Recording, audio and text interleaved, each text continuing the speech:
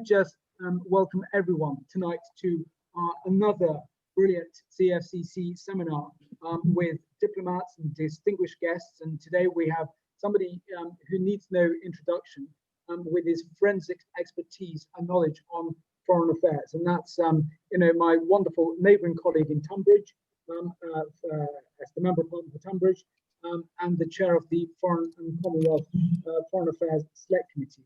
And the topic of the day that we have today is China, Hong Kong, and the UK's role in a diplomatic dilemma. And the United Kingdom's post-Brexit global Britain outlook has to absolutely get right the relationship that we have with China as we move forward. Looking at the new administration in the United States, they will also be looking to have their own new relationship with China. With regards to Tom, his recent article on the 1st of December was absolutely superb. If colleagues have not seen it, Britain can counter China's threat to international order, 1st of December 2020 in the Times. When you're looking at foreign affairs, you cannot separate that from security and defense. And Tom has also been a former officer in the British Army. He's also a fellow reservist. I'm a new reservist, and I think Tom was one of those that corrected me on my uniform when I put the picture up that my jacket was not done up properly. So Tom, thank you for that. So and also with serving in Afghanistan through his work in the Foreign Office and the national security side of things. So without further ado, Tom, can I pass over to you to address the CFCC members tonight for the next 10 minutes? And then we'll have our brilliant member of the executive, Ilma, doing a Q&A, which we look to wrap up by 7:40. Then our wonderful colleague, the patron and Lord Taylor, will do the vote of thanks. And then we'll wrap up at 7:45 on the dot by just saying a thank you from myself. So without further ado, Tom, the floor is yours. Thank you very much. Look, it's a huge pleasure to be with you, and this is a fantastic group. I'm delighted you've been chairing it so effectively, Ray. It's a huge pleasure to be with you this evening. The challenge of Hong Kong is one of those that is incredibly difficult for us, because on one level, it's perfectly obvious what's going on. We're seeing the erosion of democracy. We're seeing the violation of human rights. We're seeing the end of agreements that were signed in the 80s and then put in force in the 90s for the handover of Hong Kong. And in many ways, it's quite clear that what we should be doing is shouting and screaming about this. The reality is this is a very difficult one for the UK, because we're not going to send a gunboat. We're not going to in any way reclaim a territory that is, and we all recognize, is part of China. We're not going to be able to exert the kind of financial or military pressure on China that we once could have done. So the question, and I think this is where it raises some really difficult decisions for us, because we've done the easy stuff. We've done the stuff that really is simple to do. We've done the stuff that we can do without costing ourselves very much. We've done, we've done the démarches. We've done the, we've complained to the ambassador. We've raised human rights at the UN. We've got increasing support.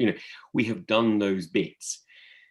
The next bit is harder, because the next bit is to actually recognize that some of the deals that we struck that are actually in our advantage as well as in China's are eroding to the point where they no longer work. And this is where I'm starting to look at things like the rule of law, because although we've, quite rightly offered British nationals overseas, or recognized the rights that we should have recognized, frankly, in 1984, but didn't for very understandable reasons back then, but now we have recognized their rights and they have the ability to travel once again to the United Kingdom, which was a right that they had before 1984. That's only part of it. We need to recognize that actually some of the things that we are doing now actually are difficult and possibly even harmful to our own interests. And here I'm referring to judges in the Court of Final Appeal in Hong Kong. This is one of those issues that I really don't want to do. I don't want to touch it because I think it's harmful to us, it's harmful to Hong Kong, and it's harmful to China, but I think we're approaching the time when we've got to talk about it.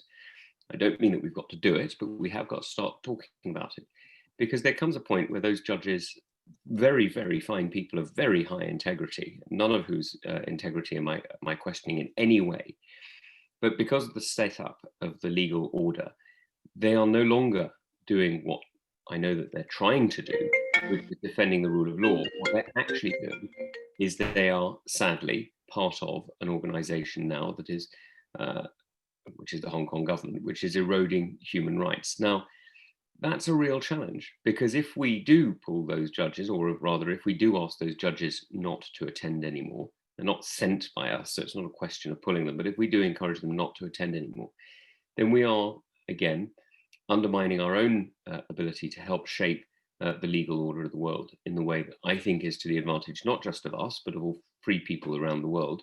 And we are undermining an element of Britain's soft power. Now, we couldn't do it without Canada, Australia, and New Zealand being on side and doing it at the same time, because, of course, they also send judges.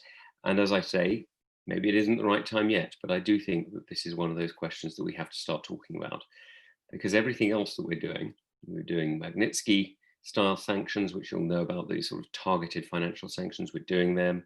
We're doing tracing of products made in or potentially made by slave labor in Xinjiang. We're doing tracing of many other different things, and we're exerting as much pressure as we can, but the next thing we would have to do would be quite difficult. Now, there is one further thing that I'm very keen that we should do, which is to work with others. Now, Ray was talking about it earlier. This is one of those things that I think that there's an important element where the Foreign Office can really make a proper strategic difference, and that's by partnering with others. Because if you think Hong Kong has got it bad, which it does, the reality is even some independent countries are facing a lot of difficulty. Countries like Australia, for example. Now, I don't know how many of you have been following recently, but if you've seen the kind of pressure that Australia is being put under by Beijing, it's really quite concerning.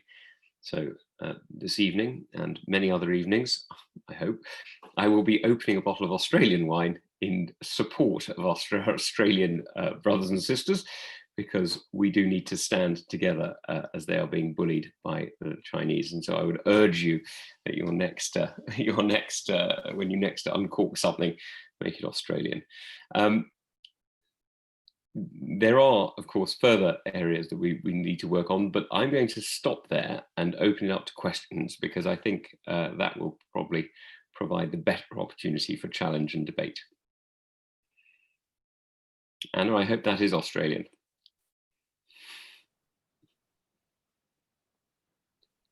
Ray, you're muted, I think.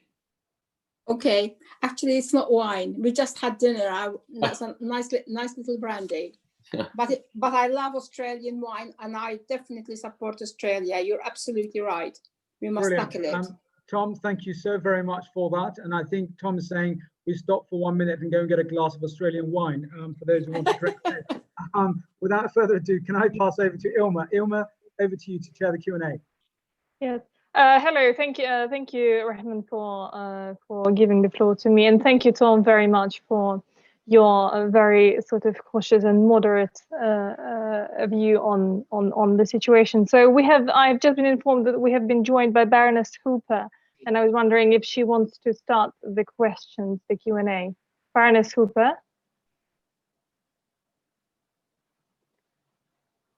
Baroness. Yes, sorry, I had to unmute. Oh, hello.